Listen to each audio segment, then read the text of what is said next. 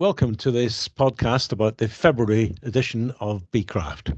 If you'd like to subscribe to the magazine, please go to www.bee-craft.com. Hello, welcome to the podcast of BeeCraft magazine. My name is Richard Rickett. I'm the co-editor, and I'm joined today with Stephen, my fellow co-editor. Say hello, Stephen. Hello, Richard. And also with us today is Amanda Berry, who's the wonderful designer of our magazine. Hi, Amanda. Hello there. So we're talking here, this is our second podcast. We did one last month for the January issue of BeeCraft, and thank you very much. We've been very pleasantly surprised by some lovely feedback from the listeners, so that was nice. And this month we're here to talk about the February issue of the magazine. Stephen, what in this month's magazine have you enjoyed? Well, I really enjoyed the drifting interview this month. You know, sometimes it's a little bit difficult to get people talking about what they like and their background of beekeeping. Well, I had 22-year-old Dafydd Pett. He was fantastic. I just had to say a word and off he'd go and tell me a fantastic story. I first met Dafydd at the IMYB, International Meeting of Young Beekeepers in Slovakia in 2019. I hadn't really contacted him since, so it was fascinating to catch up with him and find out what he's gone up to. I'm just amazed at how much he does. Quite incredible. But I think we should play a little clip that I had when I interviewed him about how he started beekeeping. And as an 11-year-old, he's now 22, so he's been beekeeping 11 years, but this is how he started with his grandfather. It was literally him and his next door neighbour. They come up with this massive plan that they were going to make millions and millions from selling honey around Britain. So they started off, they had a semi-detached house, live next to each other, and they said, right, okay, let's put 2 hives in the back garden, and every year we'll collect the honey, sell it to all these supermarkets. We're going to become millionaires. They realised quite quickly they weren't going to become millionaires, and unfortunately the bees that they had got they had a bit of a temper on them. So apparently the neighbours very quickly knew them as the 2 neighbours that were running away from their bees, and one of them recently told me actually they remember them running away from the bees and jumping in the nearest pond. She just sprinting, jumping in the pond. So however, that didn't actually put off my grandfather. It did put off the other neighbour. My grandfather kept on beekeeping alongside his job as a police officer. So he kept on doing that. It just grew and grew and grew. And when he retired, then he went up to about maybe 30, 35 hives.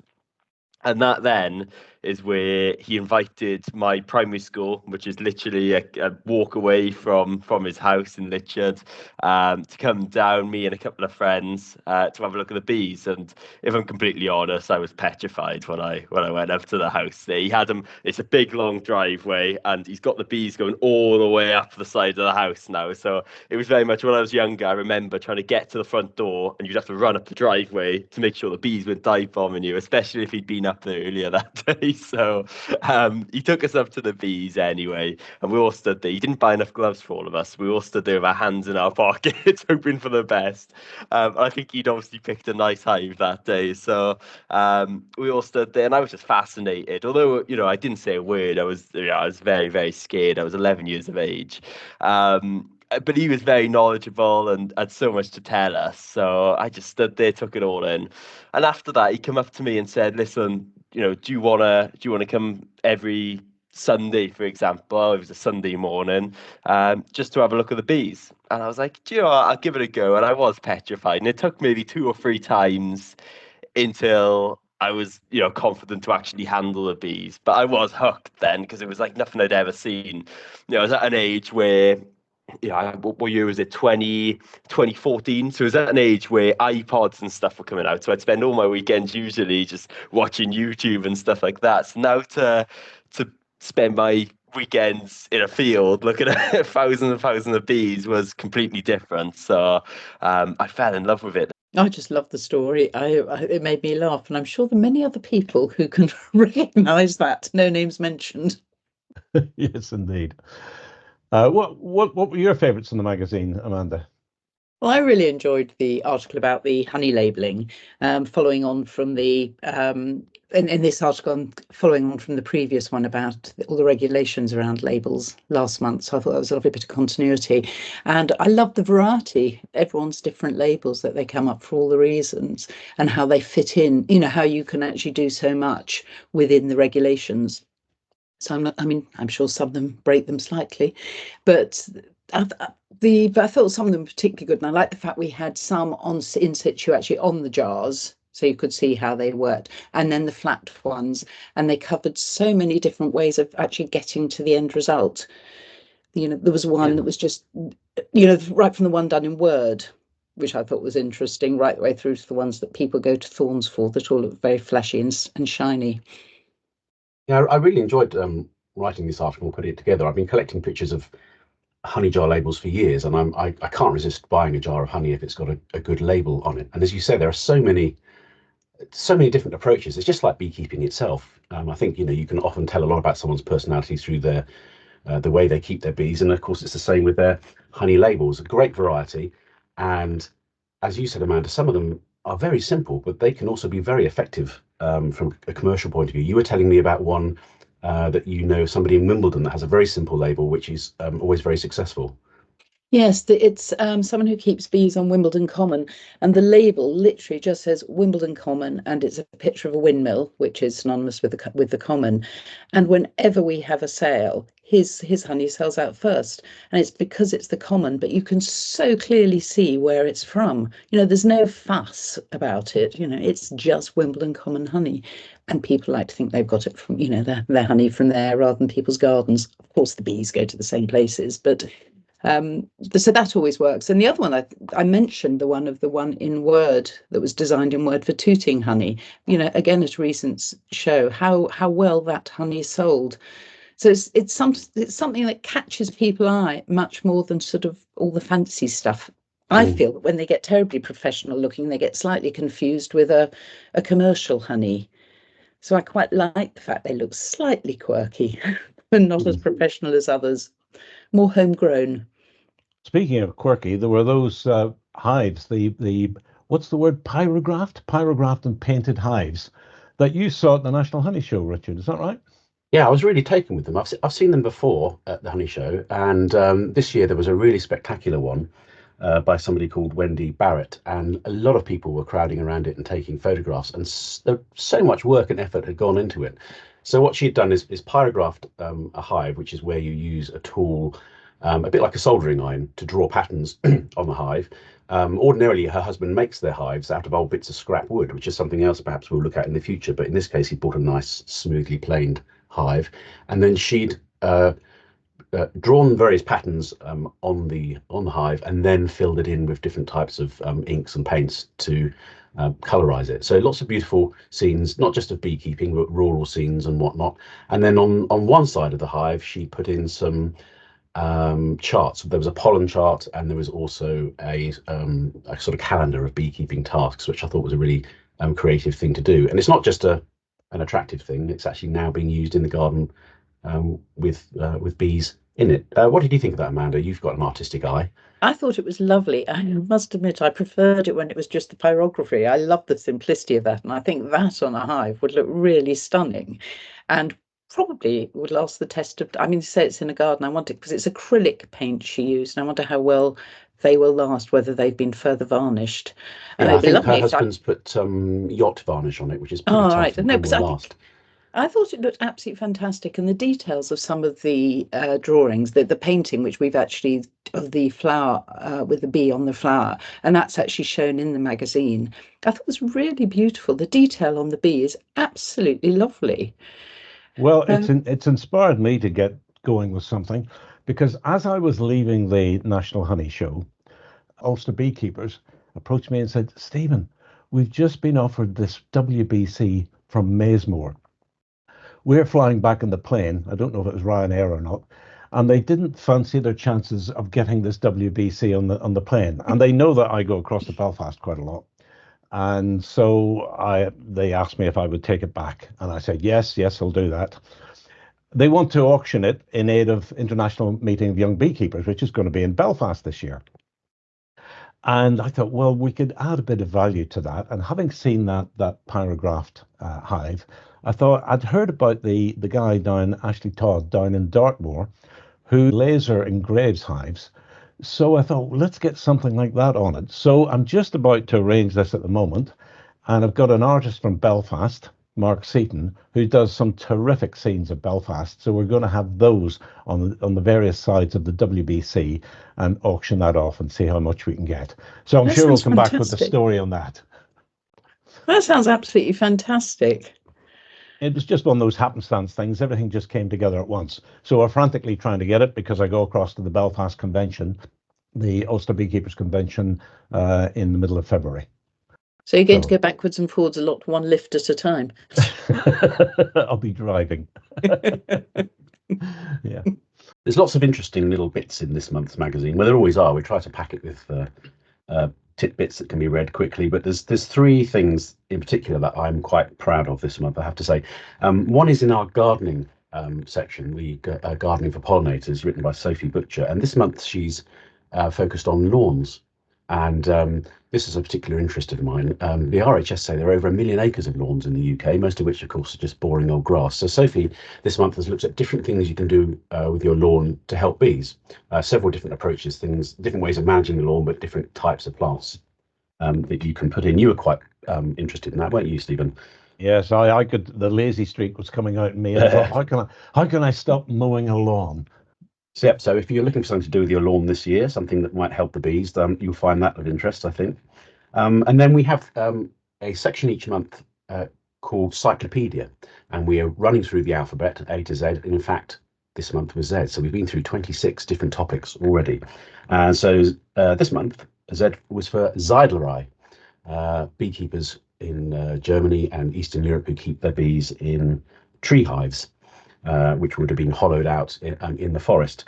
So I wrote a little bit about that and the history of that, and was able to include some photographs and some stories from quite a way back. I think it was about 2016 when I helped Jonathan Powell to build a tree hive here in Wiltshire. And so there's an account of that, how we hollowed out a living tree, and in fact how a swarm moved in very quickly. I was especially interested in that one because when I was at Appamundia, I saw that hive that we wrote about earlier, that nest that had been deliberately, they'd created a cavity in a tree, and they had brought it to Appamundia. It's over 1,000 years old. Astonishing thing to see. And I was able to have a good chat with the guy who found it, and the way he found it was really quite funny as well. So I think we'll maybe follow that one up in the next issue. And in fact, we don't know whether or not bees have been kept in trees in that way in the UK, but we've had a bit of fun looking for them, haven't we, Stephen? A couple of years ago, we spent a bit of time in the New Forest because we've seen some photographs of possible tree hives. I'm quite convinced they did. Yeah. And I've been down to the forest several times trying to find them, but people tell me about them, and then when I go, the trees have fallen down or collapsed. I think we've just hit it too late. I think the trees are now too old and are no longer there. Mind you, the looks I get when I ask the folk down in the New Forest about this, if they've never heard of it before, they give me the oddest looks. Another item I wanted to mention was we've got a short piece in from Dave Channon from Devon, who's involved with DARG, the Devon Apicultural Research Group, and they've got an interesting project getting on which readers can get involved in about bait hives. I think you know a bit about that project, don't you, Stephen?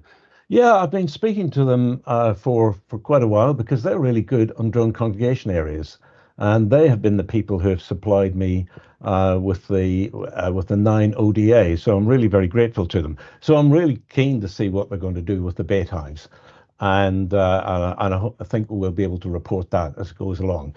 Basically, they want to see what sort of sizes bees actually like to occupy, and they want the involvement of beekeepers throughout the country. So they've got a protocol set up, simple protocol that people can follow, and if we can get lots of beekeepers across the country setting up bait hives, they should come back with some really interesting results. Anyway, lots of details of that in the magazine. I especially like this month that we didn't appear on the editorial page, Richard. We had a fantastic picture. One of the Constable paintings showing some old skeps outside the house. I'd been to the exhibition, thought it was really good. Anyone else been? Yeah, I went. We went up a couple of weeks ago. It was fantastic. Absolutely loved it. It's an exhibition of Constable and Turner paintings marking the 250th anniversary of their births. Funnily enough, actually, although the paintings were lovely, and there were lots there that I'd never seen before, and it was really interesting. But what I really like is their sketchbooks and some of the equipment they use. But the sketchbooks are fascinating to see all the work that they did while they were out in the field. I tried to go on, well, this last Thursday, but it was completely sold out. And I've noticed it is sold out on sort of popular weekend days, so I think it's a good idea to book. And I'm hoping I will go next week. I will definitely go, because I agree that paintings just completely come to life when you see them for real. It's just a completely different dimension, and they're so exciting. Yeah, we should remind people it's Tate Britain and not Tate Modern. I know some people automatically thought it might be Tate Modern. No, this is Tate Britain. Really well worth a visit. Yeah, it's on until 12th of April, I think, so you've got a bit of time. If you want to go, incidentally, there are two Constable paintings there, which we featured in the magazine a couple of months ago in an article by Jean Kritsky and Max Bluton, and they were looking at pictures by Turner and Constable that feature skeps. But if you go to Tate Britain, there are two paintings you can see. They're both Constables. One of them is in the special exhibition, but actually another one is in permanent display, so you can see that anytime. You don't have to go to this exhibition. So that's the Valley Farm. But the one which is in the exhibition, which we featured in this month's magazine, is the White Horse. And I got there quite early with my wife and rushed through the exhibition to get to that particular painting before there were too many people crowding around it. And I spent quite a lot of time standing very close to it and enjoying looking at the skeps, which are in a lean-to up against the building. And I was sort of vaguely conscious that I might perhaps be in people's way, but I was taking some photographs, and then a voice behind me said, "What's this man finding so interesting?" And so I stepped back a little bit and turned around and started explaining all about skeps and Victorian beekeeping, and hadn't realised I was talking to Michael Palin. And he did a very good job of. I think he was genuinely interested in Victorian beekeeping techniques. Subsequently, my wife said, "You do realise he was just finding a very polite way of telling you to get out of his way." I think we better send him a magazine, don't you? Oh, that's a good idea. Well, I think that's all for this month. Well, it's not all. There's lots more in the magazine, but I hope you enjoy it. Please, anybody reading, do write in, do tell us what you think of it, and give us some suggestions for future. And we've got some interesting stuff coming up the next issue, which we're working on already. So it's goodbye from me. And it's goodbye from me. him. And goodbye from her. Yes. Right. Bye. See you next time. Thank you for listening to this podcast. If you're already a BeeCraft subscriber, thank you. And if you're not, you can easily do so by visiting the website www.bee-craft.com. It's very simple to subscribe. Annual subscriptions for 12 printed copies start at just £46 or only £28 for digital copies. For that, you will receive 48 full-colour pages every month that many readers tell us they read cover to cover. Now about to celebrate its 108th anniversary, BeeCraft has throughout this century won awards for the best popular beekeeping magazine at Apimondia, the World Congress of Beekeeping. Please join us.